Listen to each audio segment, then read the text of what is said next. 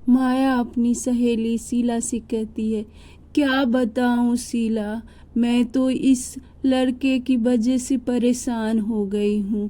मैंने सोचा था इतनी कम उम्र में पति चल बसा तो ये लड़का पढ़ लिख के कुछ कर कमाएगा और मुझे भी खिलाएगा और बुढ़ापे का सहारा बनेगा, पर ये तो पागल है, कुछ करता ही नहीं है। तू कुछ उपाय बता दे।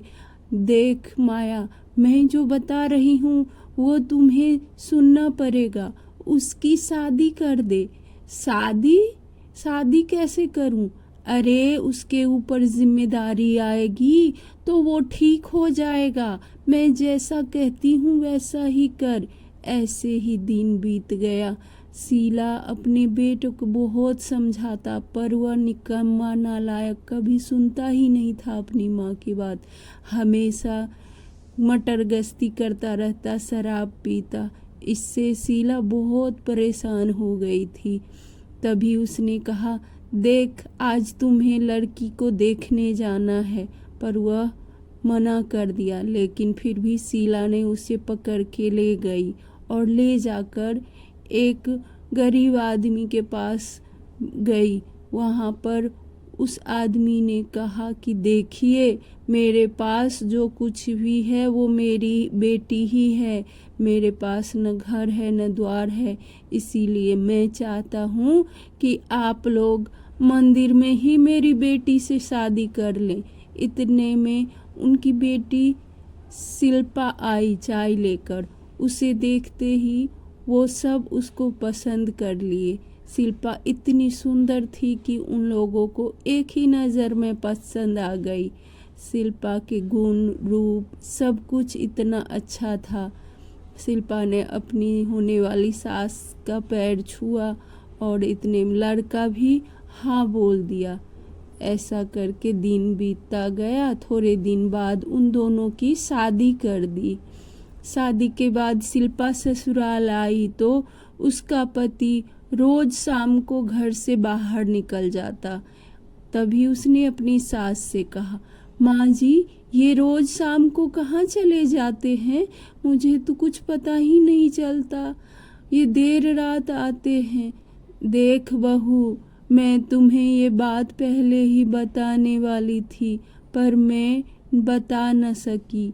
ये मेरा बेटा एक नंबर का निठल्ला निकारा दारूबाज है, पर मैं तुम्हें धोखा नहीं देना चाहती थी। अरे माँ जी, आपने मेरा जिंदगी बर्बाद कर दिया। आपको ऐसे नहीं करना चाहिए।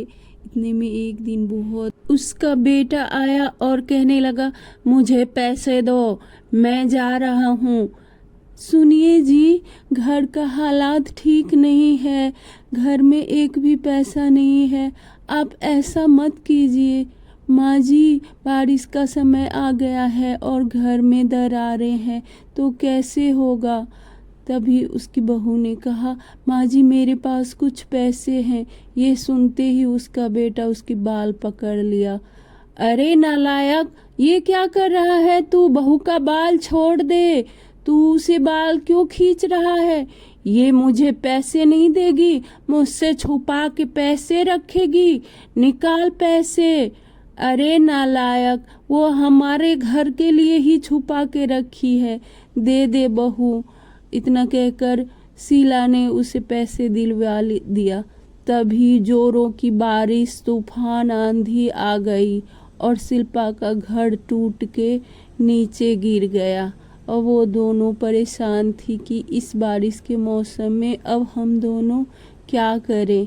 तभी उसे ध्यान आया और वह अपने सास से कहा, माँ जी, मैं थोड़ी देर में आती हूँ, आप यहीं बैठे रहिएगा। अरे बहू, ये क्या, तुम मुझे छोड़ के जा रही हो? मैंने माना कि मेरा बेटा नालायक शराबी है, पर मैंने तो तेरा साथ कभी नहीं छोड़ा और इस हालत में तुम मुझे छोड़ के जा रही है। नहीं माँ जी, मैं नहीं जा रही हूँ। आप थोड़ा इंतज़ार कीजिए, मैं थोड़ी देर में आती हूँ। ऐसा कहकर वहाँ से वो चली गई। थोड़ी देर बाद जब शिल्पा की बहू वहाँ आई तो उसके माथे पर एक तिनके का बोझ था और वह कहने लगी, माँ जी चलिए हम दोनों इससे अपना घर बनाएंगे। अरे क्या बात कर रही है, ऐसे घर कैसे बनेगा। पर वह फिर भी गई। दोनों सास बहू मिलकर घर बनाया और अच्छे से खाना पकाया। तभी उसकी सास ने कहा, बहू हमको लगता है ये घर हमको नहीं बनाना चाहिए। अगर आग लग गई तो हम यहाँ जल के मर जाएंगे और मेरा बेटा निठल्ला वो तो देखने भी नहीं आएगा। तुम समझ रही हो। अरे माँ जी कुछ नहीं होगा, हम दोनों को कोई आग नहीं लगेगा और कुछ भी नहीं होगा, आप चिंता मत कीजिए। यह कहकर उसने खाना पकाया और शीला को खाने के लिए दिया। दोनों खाना खाकर सो गए। सुबह रात भर बारिश होती रही लेकिन उसका घर वैसे का वैसा ही रहा। शीला सोचने लगी, ये क्या, इतना बारिश तूफान आया पर यह घर तो ऐसे का ऐसा ही है, कुछ भी नहीं हुआ। यह सोचकर वह परेशान हो गई कि ये कौन सा राज है। तभी उसने अपने बहू से कहा, अरे बहू ये क्या, इतना बारिश तूफान आने के बाद भी हमारा घर ऐसे का ऐसा ही पड़ा है, कुछ भी नहीं हुआ। मैंने कहा था ना माँ जी, अपने घर को कुछ नहीं होगा, वो नहीं टूटेगा। अरे पर इसमें जादू क्या है जो इतना बारिश होने के बाद भी ये तूफान ऐसे ही है। इतने उसके घर के दरवाजे पे एक साधु बाबा आए। शिल्पा उसे प्रणाम करने लगी। उसकी सासू माँ ये सब देख रही थी। तभी उसने कहा, माँ जी आप जो पूछ रही थी कि ये कैसे चमत्कार हुआ, तो मैं ये बताती हूँ। ये साधु बाबा एक रोज मुझे मिले थे।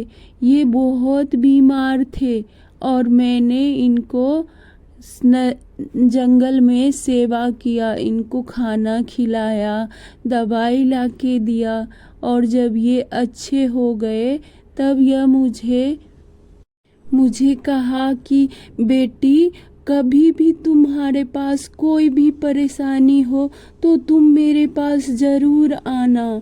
तो मैं इसीलिए उस दिन ये बाबा के पास गई थी और बाबा ने ही मुझे वो फूस घास दिए थे और कहा था इससे जो घर बनाओगी तो अच्छा होगा। यह कहकर वो दोनों सास बहू ने बाबा को प्रणाम किया। उसकी सास ने कहा, बाबा आप एक वरदान मुझे और दे दीजिए, मेरे नालायक बेटे को सुधार दीजिए। वह नालायक ऐसा है कि मेरी बहू उसकी वजह से बहुत परेशान रहती है। और उसकी बहू शिल्पा ने बाबा को खाना खिलाया। इतने में उसका पति आया और कहने लगा, मुझे माफ़ कर दो, आज से मैं नौकरी करूँगा। और वह एक दुकान पे जाके नौकरी मांगा। उस दिन से उन दोनों का सब कुछ ठीक हो